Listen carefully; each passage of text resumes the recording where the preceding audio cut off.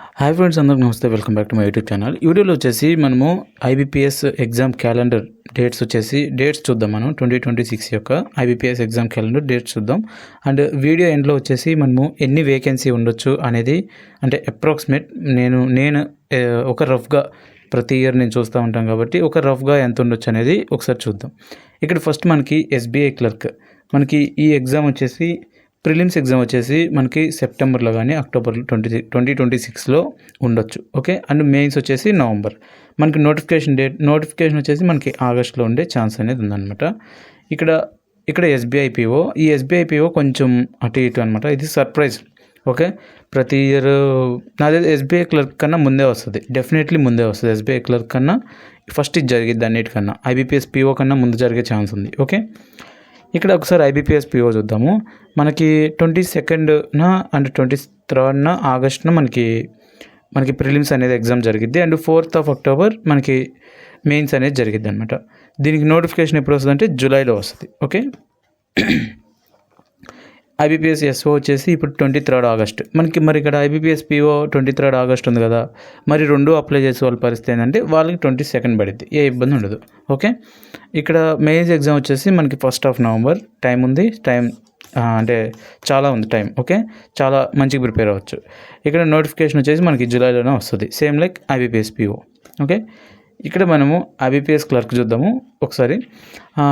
Prelims exam వచ్చేసి మనకి 10th కానీ 11th of October కానీ జరిగిద్ది అనమాట. అండ్ మెయిన్స్ ఎగ్జామ్ వచ్చేసి 14th November. ఓకే. మనకి 1.5 month, 1 month అంతే, October, November. ఓకే, 1 month, ఎక్కువ తేడా లేదు, గ్యాప్ లేదు, 1 monthలోనే. అండ్ మనకి నోటిఫికేషన్ వచ్చేసి సెప్టెంబర్లో. ఇక్కడ ఎందుకు ఇంత త్వరగా పెడుతున్నారు ఇవంటే, మనకి రీసెంట్గా ఈ ఎగ్జామ్స్కి ముందు వెనక అటు ఇటు కొలాప్స్ అయిపోయినాయి. అంటే ఇదంతా అసలు దేనికి జరిగిందంటే వన్ స్టేట్ వన్ RRB వల్ల జరిగింది. Okay. One state one RRB వల్ల మనకి ఈ ఎగ్జామ్ ఎట్ ప్రజెంట్ ఈ ఫైనాన్షియల్ ఇయర్ అంటే 2025 to 2026 ఫైనాన్షియల్ ఇయర్ యొక్క ఐబీపీఎస్ క్యాలెండర్ కూడా చేంజ్ అయింది దీనివల్లే. ఇప్పుడు రేపు వస్తున్న ఎగ్జామ్స్ కూడా చేంజ్ అయింది దీనివల్లే. ఓకే. మేబీ ఇది పర్మనెంట్ చేస్తారేమో ఇంకా కొన్నాళ్ళు ఏ ఇబ్బంది లేనన్నాళ్ళు ఇప్పుడు ప్రజెంట్ చెప్తున్న డేట్స్ కానీ ఇవి కానీ నాకు తెలిసి కంటిన్యూ చేస్తారు. అండ్ వీటి యొక్క రిజల్ట్ మనకి ఐబీపీఎస్ క్లర్క్ కానీ ఐబీపీఎస్ ఎస్ఓ పిఓ వీటి రిజల్ట్ నాకు తెలిసినంత వరకు ఈసారి January 1st ఇవ్వడానికి ట్రై చేస్తారు. ఓకే. మనకి అంతకుముందు మనకి RRBs వచ్చాయి ఈ డేట్న, బట్ ఇప్పుడు మనకి January 1st 2027న వీటి రిజల్ట్ అనేది అనౌన్స్ చేస్తారు. ఓకే. అండ్ ఐబీపీఎస్ పిఓకి మనకి 4th October కదా, అక్టోబర్, నవంబర్. ఓకే. నవంబర్లో మనకి నవంబర్ ఎండ్లో ఇంటర్వ్యూస్ జరుగుతాయి. ఓకే. ఇక్కడ మనం ఐబీపీఎస్ RRB పిఓ ఎగ్జామ్ ఎప్పుడనేది ఒకసారి చూద్దాం. ఇక్కడ మనకి 21st and 22nd Novemberన మనకి RRB పిఓ ప్రిలిమ్స్ జరిగింది. అండ్ 27th December మనకి మెయిన్స్ అండ్ నోటిఫికేషన్ వచ్చేసి మనకి అక్టోబర్లో జరిగింది. ఓకే. అండ్ ఇక్కడ వచ్చేసి మనకి RRB clerk 6th and 12th of December and mains వచ్చేసి మనకి January 2027లో. ఓకే. అండ్ నోటిఫికేషన్ వచ్చేసి మనకి సేమ్, దీనికి RRB అంటే మనకి సింగిల్ నోటిఫికేషన్ వస్తుంది. సేమ్ పిఓకి క్లర్క్ కలిపి మనకి ఒకటే నోటిఫికేషన్ వస్తుంది. ఓకే. సేమ్ దీనికి స్కేల్ 2 స్కేల్ 3 కూడా మనకి ఒకటే నోటిఫికేషన్ అనమాట. ఇక్కడ రఫ్ వేకెన్సీ చెప్తాను, అది చెప్పే ముందు నాకు తెలిసి ఇది నేను January 1st అన్నాను. ఇక్కడ అన్నిటికి January 1st కాదు. ఓకే. ఇక్కడ మనకి ప్రతి ఇయర్ ఏంటంటే పిఓ కానీ క్లర్క్ కానీ ఒకసారి వస్తాయి, బట్ ఈ ఇయర్ ఏం చేయబోతున్నాడంటే మనకి పిఓ ఫస్ట్ ఇస్తాడు. ఓకే. పిఓ కానీ ఎస్ఓ కానీ ఫస్ట్ ఇచ్చి దెన్ మనకి క్లర్కల్ క్యాడర్లన్నీ పిఓ తర్వాతే ఇస్తాడు. దేనికి ఇస్తాడంటే అలాగా, ఫర్ సపోజ్ మనము ఒక క్యాండిడేట్ ఉన్నాడు, ఇక్కడ కాదు, ఇక్కడ ఫర్ సపోజ్ ఒక క్యాండిడేట్ ఉన్నాడు,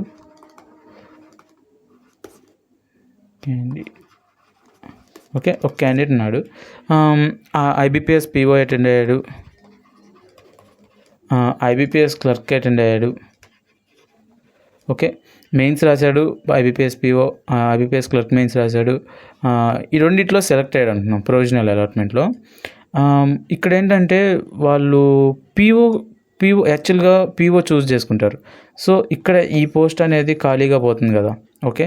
అండ్ వీళ్ళు ఏంటంటే దీంట్లో ఒకవేళ ఇందులో క్లర్క్గా సెలెక్ట్ అయ్యారు అనుకోండి, ఐబీపీఎస్ క్లర్క్లో. ఫర్ సపోజ్ వాళ్ళకి ఎస్బీఐ పీఓ వచ్చిందనుకో, ఓకే, ఇది వదిలేసి ఇక్కడికి వెళ్తున్నారు చేసే జాబ్ కూడా. ఓకే, దెన్ ఇక్కడ ఒక అనవసరమైన ఒక వేకెన్సీ వేస్ట్ అయిపోతుంది కదా. ఓకే, వీళ్ళు ఈ ఒక క్యాండిడేట్ అన్ని జాబ్స్ కొడతాడు, మళ్ళీ అన్ని జాబ్స్ కొట్టినప్పుడు అక్కడ అన్నిట్లో వెయిటింగ్ లిస్ట్ ఒక క్యాండిడేట్ని ఫ్రీ అంటే వేస్ట్గా తీసుకుంటున్నట్టే కదా. ఓకే, మళ్ళీ అక్కడ వెయిటింగ్ లిస్ట్ క్యాండిడేట్ని తీసుకోవాల్సి వస్తుంది. సో ఇది లేకుండా ఫస్ట్ పీఓ రిలీజ్ చేస్తున్నాడు. ఓకే, పీఓ రిలీజ్ చేస్తే ఇక్కడ నువ్వు పీఓలో జాయిన్ అయితే అయినట్టు. ఓకే, నువ్వు ఒకవేళ జాయిన్ అవ్వకపోతే క్లర్క్ రిజల్ట్ దాకా వెయిట్ చేయాలి. ఓకే, ఒకవేళ నీకు పీఓ వచ్చిందనుకో, పీఓకి వెళ్ళిపోవాల్సిందే. ఒకవేళ వెళ్ళలేదనుకో, క్లర్క్ కోసం వెయిట్ చేస్తే ఇది పోతే ఇది పోయినట్టే, ఇంక ఇది కూడా పోయినట్టే జాబు. ఓకే, లేదు ఒకవేళ పీఓ జాయిన్ అయ్యాడు, పీఓ జాయిన్ అయితే ఇది పోయినా ఇంకా ఇది పోయినట్టు మనకి పీఓ మిగిలిద్ది. ఓకే, నేను కొంచెం క్లియర్గా ఎక్స్ప్లెయిన్ చేస్తాను మళ్ళీ.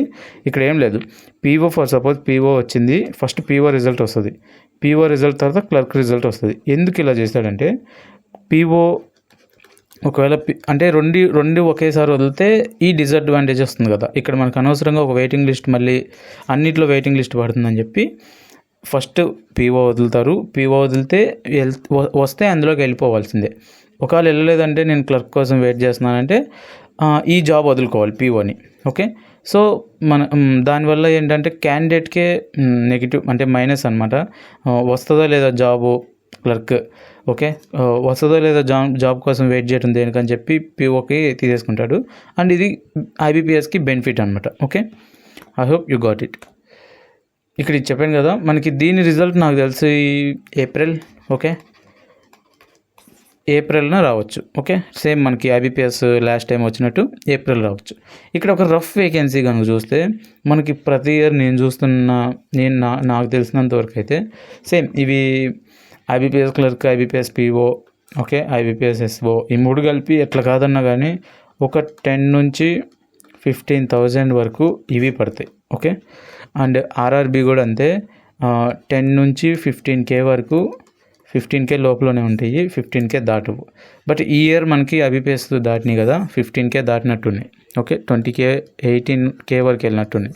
ఓకే, 10 నుంచి 15K వరకు వస్తాయి. ఎందుకంటే ఇంత మాస్ హైరింగ్ జరిగినప్పుడు ఆ నెక్స్ట్ ఇయర్ తగ్గిపోతాయి. Okay, same like SBI last year మనకి 14,000 13,500 సంథింగ్ ఆ రేంజ్లోనే తీసుకున్నారు. ఈ ఇయర్ చూడండి 6,000 అట్లా. ఓకే, మనం యావరేజ్గా ఒక 6,000 అనుకున్నా, ఇవి ఒక 7K వేసుకుందాం. ఎందుకంటే పీఓ కూడా ఉంటాయి, అవి ఎన్నో ఉండవు. పీఓ ఎన్నో ఒక 600 500 ఓకే అన్నీ ఉంటాయి. ఇక్కడ ఈ మూడు మనము వేసుకుంటే ఒక 35K. ఓకే, 35K మనకి మ్యాక్సిమం ఇవి 45K వరకు వెళ్తాయి అన్నమాట. Okay, 45K. ఓకే, 35,000 నుంచి 45,000 జాబ్స్ వరకు ఈ మనకి ఓవరాల్ ఐబీపీఎస్ క్యాలెండర్లో జరుగుతాయి. అండ్ ఇవి కాకుండా మనకి ఇన్సూరెన్స్ కంపెనీస్ ఉంటాయి. ఇప్పుడు ఎట్ ప్రజెంట్ జరుగుతున్నాయి ఐఓసిఎల్. ఓకే, ఓఐసిఎల్ కాదు, IOCL, NISCL, NICL. So okay, ఇట్లాంటివి. అండ్ రెగ్యులేటరీ బాడీస్ ఉంటాయి, ఐఆర్డిఐ కానీ లేకపోతే RBI assistant grade B notification వస్తుంది ప్రతి ఇయర్. ఓకే, సెబీ నోటిఫికేషన్ వస్తుంది, SEBI grade A grade B వస్తుంది. అండ్ ఈ ఇయర్ కూడా నేను ఎఫ్సిఐ గురించి కూడా చెప్పాను, ఎఫ్సిఐ కూడా వచ్చే ఛాన్స్ ఉంది. It's a great opportunity. ఈ ఇయర్ ఎఫ్సిఐ నోటిఫికేషన్ కూడా ఉంది, మంచి నోటిఫికేషన్ అది. మనం దాని గురించి కూడా చెప్పాము, ఎప్పుడు వస్తుంది ఏంటి అనేది. మంచి ఆపర్చునిటీ ఎఫ్సిఐ అనేది. And that's all about the video. Thank you for watching.